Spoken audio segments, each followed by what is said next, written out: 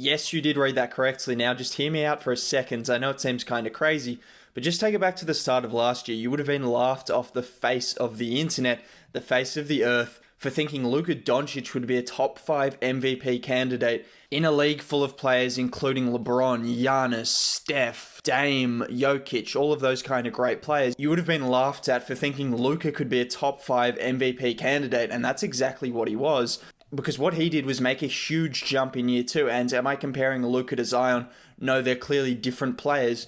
But when you just look at them in terms of how they've dominated every league they've been in and how they dominated respectively before they came to the NBA, Zion arguably the most dominant college freshman we've ever seen since players like Kareem, and then you have Luka, who was a EuroLeague MVP, and then when they came to the NBA, they both dominated. Now Luka got a lot more game time, Luka had a lot more time to adjust. Zion came in and he made a huge impact from the get-go. Unfortunately, he never really got healthy, and that's a different thing that we're going to talk about. But in terms of just how they dominated the NBA and how they've been able to dominate every league they've been in, there's definitely similarities between Luka and Zion. But even when you look at Luka's improvement, I could make an argument there's even more room for improvement in Zion's next year, because he played 20 games, and it wasn't just any 20 games. People are talking about as though if you play 20 games, obviously your averages are going to be better.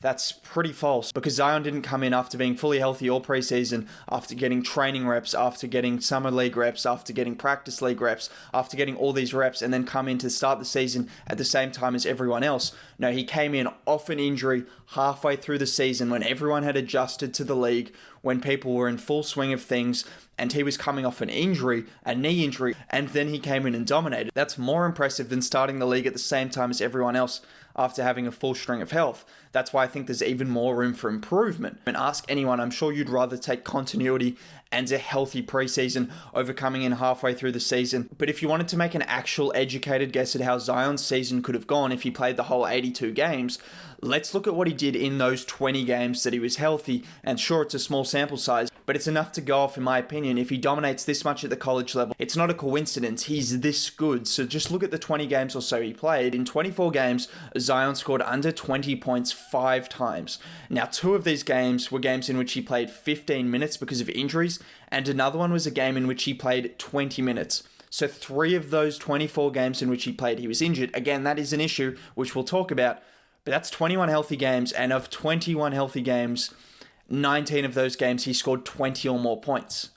That's not normal. We got to stop looking at ways to pick holes in Zion's game and just realize that he's putting up those kind of numbers that just aren't natural. Let's look at his per 36 numbers. Other MVP candidates, other MVP players have generally played around 35, 36 minutes a game, aside from Giannis last year. Per 36, Zion was the 8th best scorer in the league, averaging 29 and 8. Yes, this is his rookie season after having an injury. He came in and those were his per 36 numbers. Again, I'm saying he still has to get healthy, and we can't just exclude that, because that's a big thing of what he has to do to become this kind of player that I think he could be. But when you look at these numbers, they're just numbers that haven't been put up by rookies pretty much ever. These are numbers that just aren't normal, and people are trying to normalize it. People are trying to say, oh, he's injury prone, or he's just a one-dimensional player, which isn't true either. But these are numbers that are just astounding, really. And those are the kind of numbers that when I see, I think he could have a case for being an MVP candidate next year. And there's a few other reasons why. But before I get into those reasons, if you could drop a like on the video right now, that would be much appreciated. Also, subbing to the channel helps out a lot as well. I make content like this very regularly, and subbing to the channel just means you're notified when I make this content, so that would be appreciated. Other than that, let's get back into it. Now, like I mentioned, sure, these per 36 numbers, sure, these numbers when he wasn't injured, putting up 20 points a game pretty much every time he was healthy, are good as well. But he has to stay healthy, because when he was healthy, the Pelicans were a far better team with Lonzo and Zion on the court. And why I say Lonzo as well, because Lonzo is just such a big piece to Zion's development, just the way they feed off each other. It helps both of their games out significantly. But with both of those two on the court, the Pelicans were 9 points per 100 possessions better. That's significantly good, and pretty much all of the Pelicans' best lineups involved Williamson. He was definitely their most impactful player in the few games he played. And if he had played more games, he could have made a case for being an all-star level player. That's how good he was.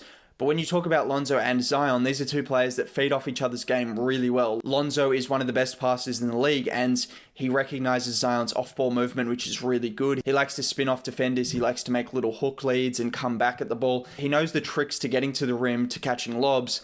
There's a reason he gets so many open lobs. It's not just because he's bullying people out of the way. He does that as well. But he knows how to get to the rim. It's a bit more to it than just going straight up. And him and Lonzo have that kind of connection that'll just grow over time. And as it grows, those two are going to look better and better. And Lonzo knows if he's throwing up 10 lobs a game to Zion and getting 10 assists from it, it doesn't just look good for the team. It doesn't just look good for Zion. It looks good for him as well. Now, getting back to the MVP conversation. Look, we always think of the MVP as the most valuable player. It's not necessarily the best player in the league. We've talked about that. It's not the best player in the league. It's about narrative. It's about how much they impact the team. And narrative is a huge part. That's a reason why LeBron James got the votes he did last year, even though he was still disappointed.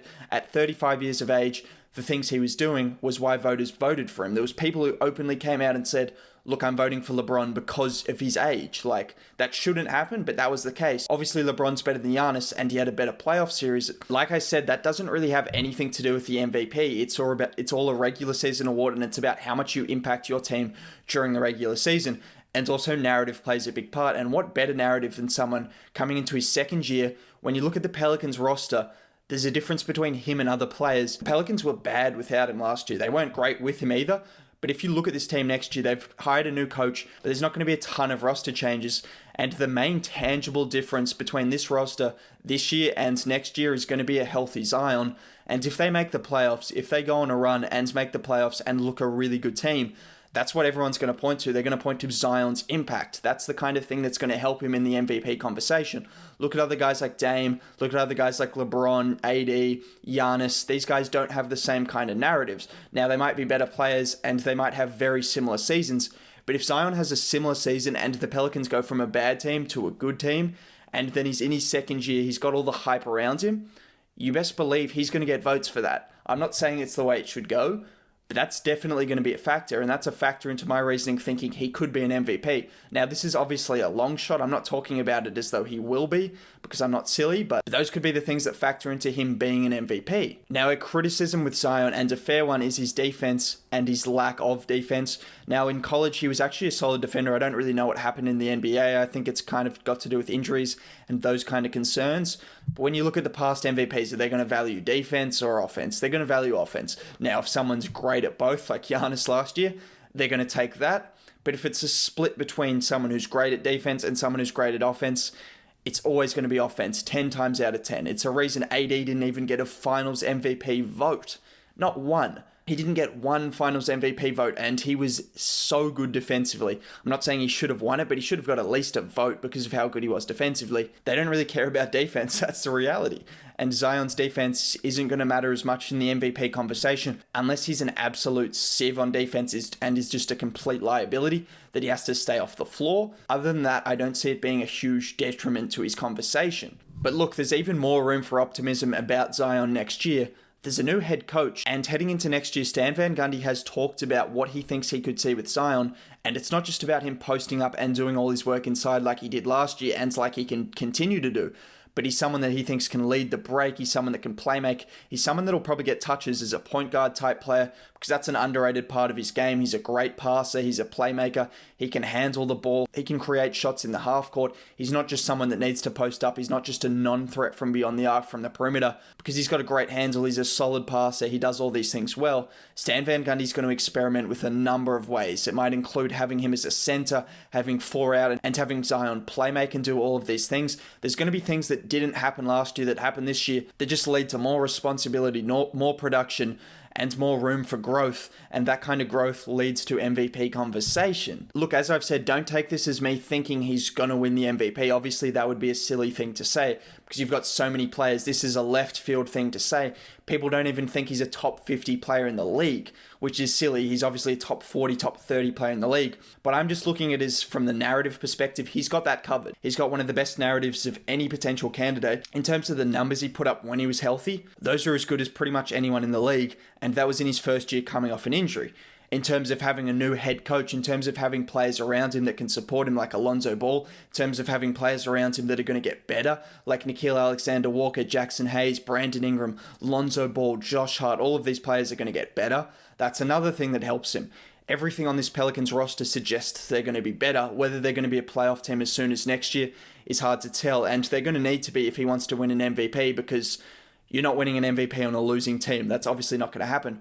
But everything suggests there's going to be room for improvement for him, for the team, and the narrative is just going to be there. That's such a strong point that I have to make. The narrative is what makes MVP cases. It's why Russell Westbrook won it. It's why Derrick Rose won it. They weren't the best players in their respective years. They were great, but they just weren't. You had LeBron back in Derrick Rose's year, James Harden, a few other players in Russell Westbrook's year, but narratives are going to win MVPs, and they'll just continue to do that, and Zion has such a strong case from that perspective. Now let's talk about his health, because that is a major issue. If he doesn't stay healthy, obviously none of this matters, but I can't imagine he won't put in all the work, all the time to slim down, to do everything he can to get healthy, because he knows that he spent the last year as a bit of a waste. He would have wanted to do more in his first year. He's someone that wants to win. He's someone that wants to be one of the greatest players ever. He's got that kind of potential. Not trying to put that on his shoulders already, but those are the kind of expectations of him. So for him to come in and not really play or make too much of an impact on a Pelicans team in his first year, that's something that he's going to want to work on, and that's something that could lead to him being healthy.